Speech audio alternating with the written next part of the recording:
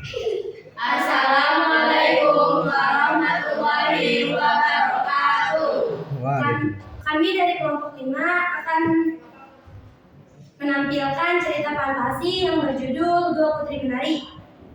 Perkenalkan, nama saya Raisa Dinda Kalisa sebagai narator. Perkenalkan, saya Jahat Amadani sebagai putri. Perkenalkan, nama saya Tina Aleni sebagai putri. Perkenalkan, nama saya Jajan Rajini sebagai medan. Perkenalkan, nama saya Dika Aprianto sebagai raja. Perkenalkan, nama saya Nunugara sebagai prajurit. Perkenalkan, nama saya Dina Kalisa sebagai pria. Selamat menonton ya.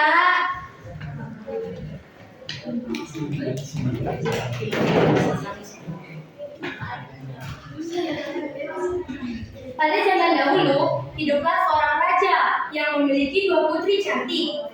Kedua putri ini tinggal bersama di kamar yang cantik dan besar.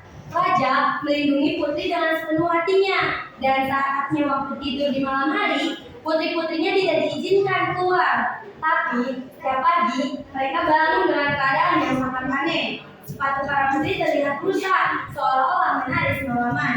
Raja harus memberikan sepatu baru setiap hari, tetapi keesokan harinya sepatu tersebut selalu rusak. Raja dan anak buah menjadi katil tidak dapat memecahkan misteri itu. Bagaimana ini bisa terjadi? Sepatunya rusak dalam satu malam. Saya tidak bisa mengerti yang mulia. Akhirnya Raja berkata, Siapapun yang dapat memecahkan misteri tentang sepatu itu dapat menikahi putri-putrinya dan menjadi menantuku dan akan menjadi raja setelah aku mati nanti. Tapi dia hanya punya waktu 3 hari 3 malam untuk memecahkannya. Jika tidak, dia akan dipenjara seumur hidup.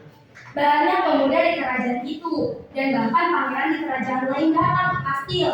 Mereka menjaga pintu kamar dua putri, tetapi setelah beberapa hari tidak ada seorang pun yang dapat memecahkan misteri itu, dan sepatu putri terus-menerus dalam semalaman. Akhirnya, seorang pemuda berhati baik ingin mencobanya. Ia pun pergi ke kastil. Di tengah perjalanan, ia bertemu seorang nenek-nenek kumal yang terlihat sangat miskin.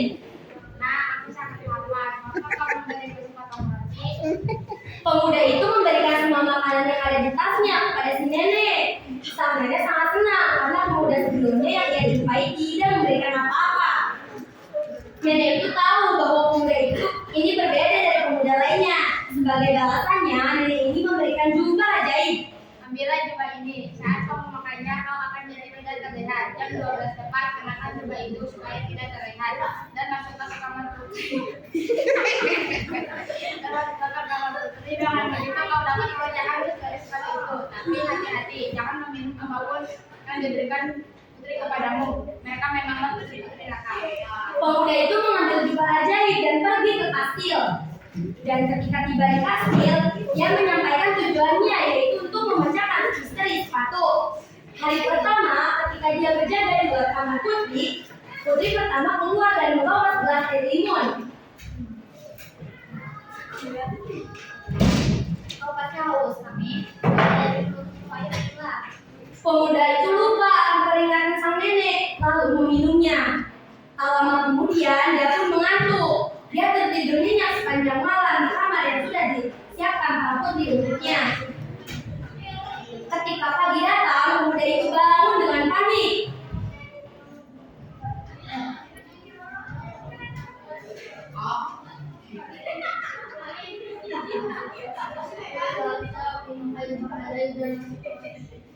Pada malam kedua, pemuda itu terjaga lagi di kamar.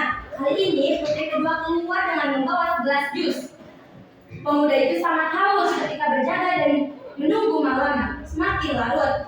Tanpa berpikir, ia pun meminum semua jus yang diberikan padanya.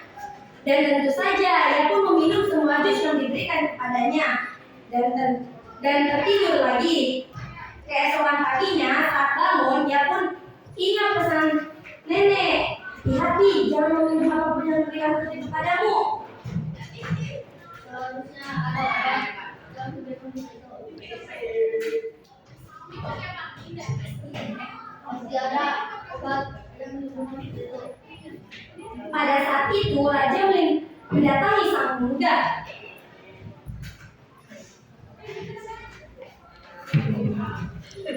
Kemarin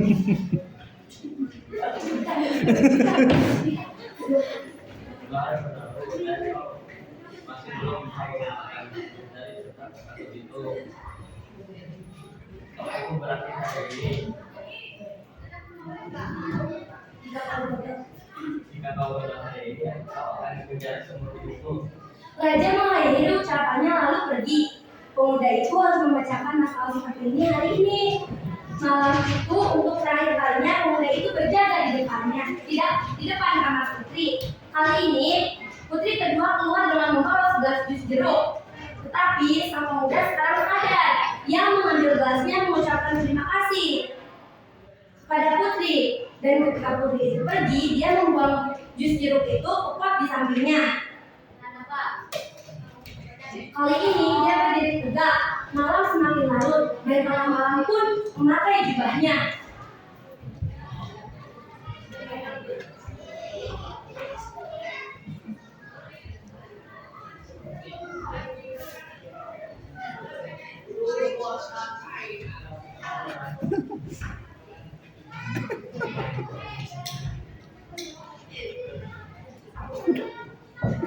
Dan dia segera menjadi tidak terlihat. Perlahan dia membuka pintu. Dia tidak percaya apa yang dia lihat. Semua putri mengenakan pakaian dan sarung cantik mereka. Rambut dan wajah dirias cantik sambil mengenakan sepatu baru. Coba lihat apakah pemuda di depan itu sudah tidur. Putri kedua membuka pintu dan melihat keluar. Dan putri pertama menempelkan telinganya ke dinding pada saat sang pemuda tahu dia harus mengeluarkan suara ngorok. Putri kedua menggeser tempat tidurnya dan bertepuk tangan 3 kali. Sebuah jalan rahasia terbuka di bawah tempat tidur itu. Sang pemuda tidak percaya apa yang dia lihat. Semua putri yang memasuki jalan rahasia itu dan pemuda itu pun mengikuti dari belakang. Jalan rahasia itu menuju ke hutan. Ketika mereka menuruni tempat tidur, pemuda itu tidak sengaja menginjak bau putri kedua. Mungkin dia sendiri yang menginjaknya. Ketika mereka berjalan, mereka pun tiba di hutan. Melewati pohon-pohon dengan ranting perak yang indah. Pemuda itu mengambil sebuah ranting dan terus mengikuti putri. Setelah berjalan lama, mereka berhenti di tepi sungai. Di sungai itu ada 2 perahu berbentuk angsa.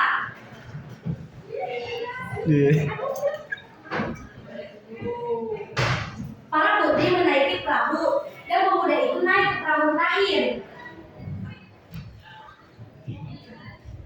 Perahu ini seperti berkata biasanya seperti ada semangat orang biasa aneh. Sedang bermimpi. Setelah menyeberangi sungai, mereka tiba di istana besar yang berkilau dan mereka dapat mendengar suara musik menggalung dari dalam kastil. Saat melihat melalui jendela, pemuda itu melihat banyak orang menari. Begitupun mereka masuk ke kastil, para putri pun mulai menari. Sang pemuda tak kuasa menahan lapar lagi, jadi dia memakan sepotong kue di meja. Putri kedua melihat hal ini. Sudah ada yang bicara ngamuk. Pemuda itu mengambil cangkir emas dan dari meja tanpa ada yang memperhatikan. Setelah para putri menaiki perahu menyeberangi sungai, berjalan menembus hutan, dan akhirnya kembali ke kastil. Tapi sepatu mereka sudah rusak. Seperti biasanya, pemuda itu sangat senang karena akhirnya dapat memecahkan misteri sepatu yang rusak. Tak lama kemudian, raja mendatangi pemuda itu.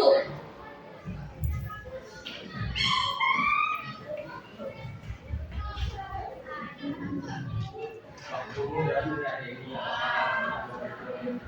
mengucapkan dari sepatu itu. Dan pemuda itu menceritakan semua kepada raja. Raja awalnya tidak percaya, tapi ketika pemuda itu menunjukkan ranting perak dari hutan dan cangkir emas dari kastil yang berkilau, raja tahu bahwa ceritanya itu benar. Dan raja menepati janjinya dan mengizinkan pemuda itu untuk menikahi salah satu seorang putrinya. Pemuda itu mengatakan bahwa ia ingin menikahi putri kedua. Sangat tidak senang karena rahasia mereka terbongkar. Tetapi sang pemuda dan putri menikah dan hidup bahagia selamanya.